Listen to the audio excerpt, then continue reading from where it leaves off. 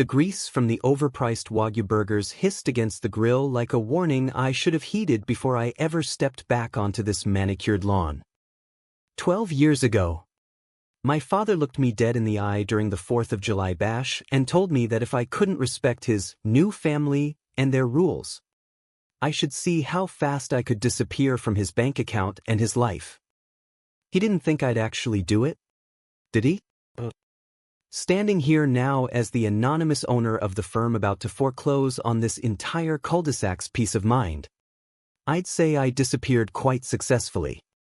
The air in the Heights still smelled the same, a cloying mix of expensive fertilizer, corn, and the unspoken desperation of people trying to outspend their neighbors. It's a suffocating scent, isn't it?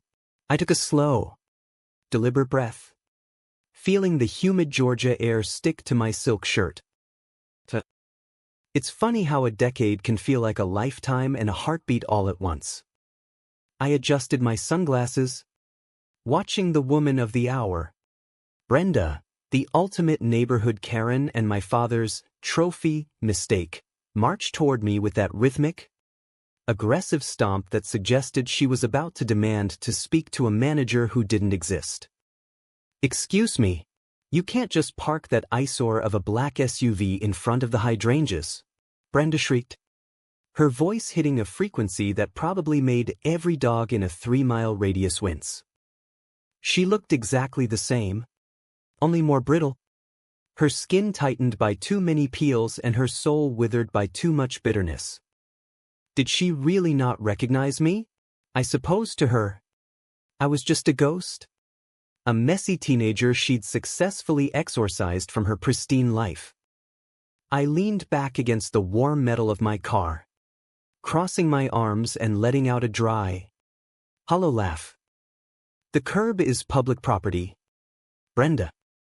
Or did you buy the street along with those hideous lawn gnomes? Her face turned a shade of purple that almost matched her overpriced sangria. How dare you speak to me like that? Do you have any idea who lives here? My husband is a senior partner at... She stopped mid-sentence, her eyes narrowing as she squinted through the glare of the sun. The silence stretched out, filled only by the distant thwack of a tennis ball and the frantic buzzing of a cicada in the oak tree above us.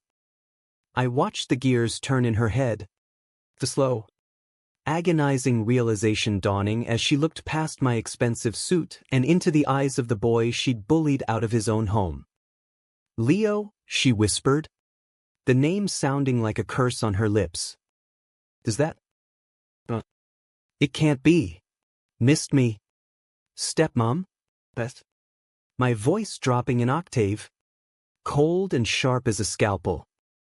I looked past her to the patio where my father sat, looking frail and gray, a shell of the man who had dared me to vanish. The house behind them, once a symbol of my exclusion, now looked tired, the paint peeling at the edges and the roof sagging under the weight of unpaid debts. Crunch. I stepped onto the gravel, the sound echoing like a bone breaking. I remembered the night I left, the smell of rain on hot asphalt and the stinging salt of tears I refused to let him see. I had walked away with nothing but a backpack and a burning need to prove that I was worth more than a footnote in his midlife crisis. Brenda's demeanor shifted instantly, the aggression melting into a terrifying, syrupy fake sweetness that made my skin crawl. "Oh, Leo, honey, look at you. We were just talking about you the other day. Were we? Bill?" She waved frantically at my father, who didn't even look up from his drink. She moved closer, the smell of her floral perfume hitting me like a physical blow. It was cloying, artificial, and suffocating. "You look so successful. What is that? A Bentley? My goodness. Things must be going so well for you in the city." "Cut the act, Brenda," I said, checking my watch. "I'm not here for a family reunion. I'm here because your mortgage was sold to an investment group 6 months ago." "My investment group? The color drained from her face so fast I thought she might faint right into her precious hydrangeas. What? That's impossible. We're in a transition period. A little hiccup with the firm. You wouldn't really. Your family? Leo. Family? I let out a sharp, jagged breath.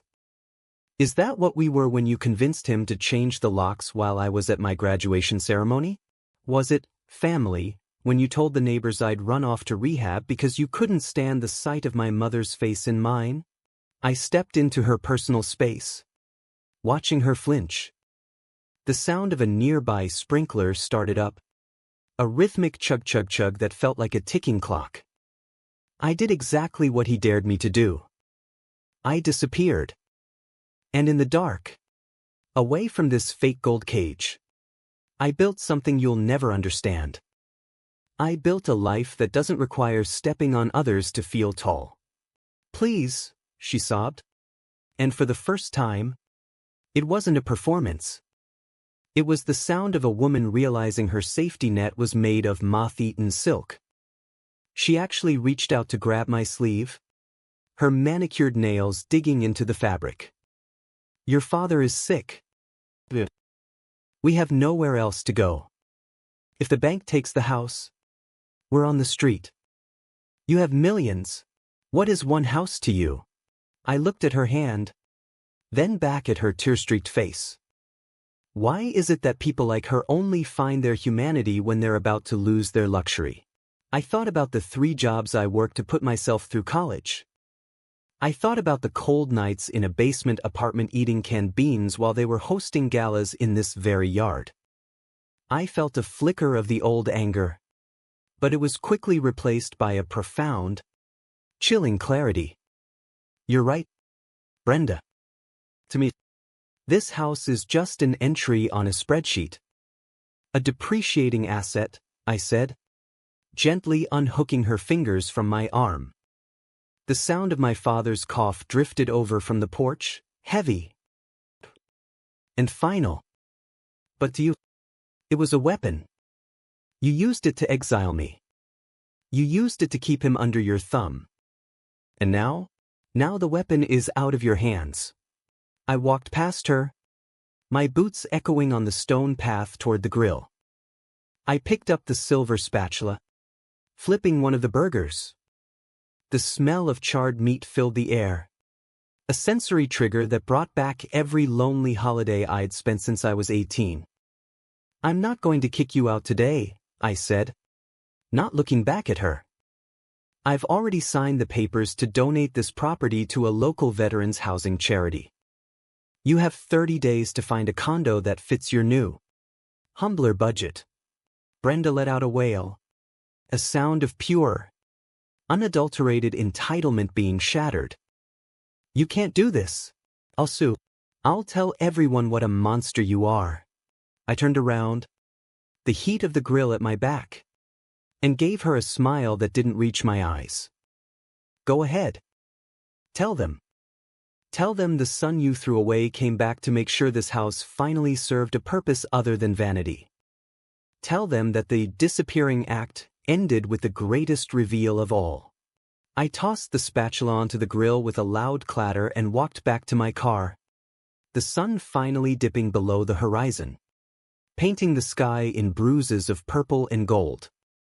My father finally looked up, our eyes meeting for a split second across the lawn. There was no pride in his gaze, only a hollow recognition of the debt he could never repay. I didn't hate him anymore.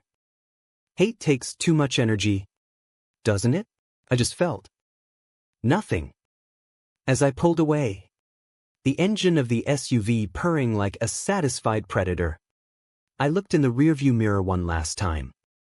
Brenda was slumped on the curb, her head in her hands, surrounded by the beautiful, empty life she had sacrificed everything to keep. Justice isn't always a gavel hitting a block. Sometimes, it's just the quiet realization that the person you tried to crush has become the only one with the power to save you, and they've chosen to save someone else instead. True power isn't found in what you can take from people, but in the strength it takes to walk away from the fire without smelling like smoke. I disappeared 12 years ago as a victim of their greed, but I drove away that day as the architect of my own destiny. The world doesn't owe you a seat at the table just because you share a name, but it will always make room for the person who has the courage to build their own.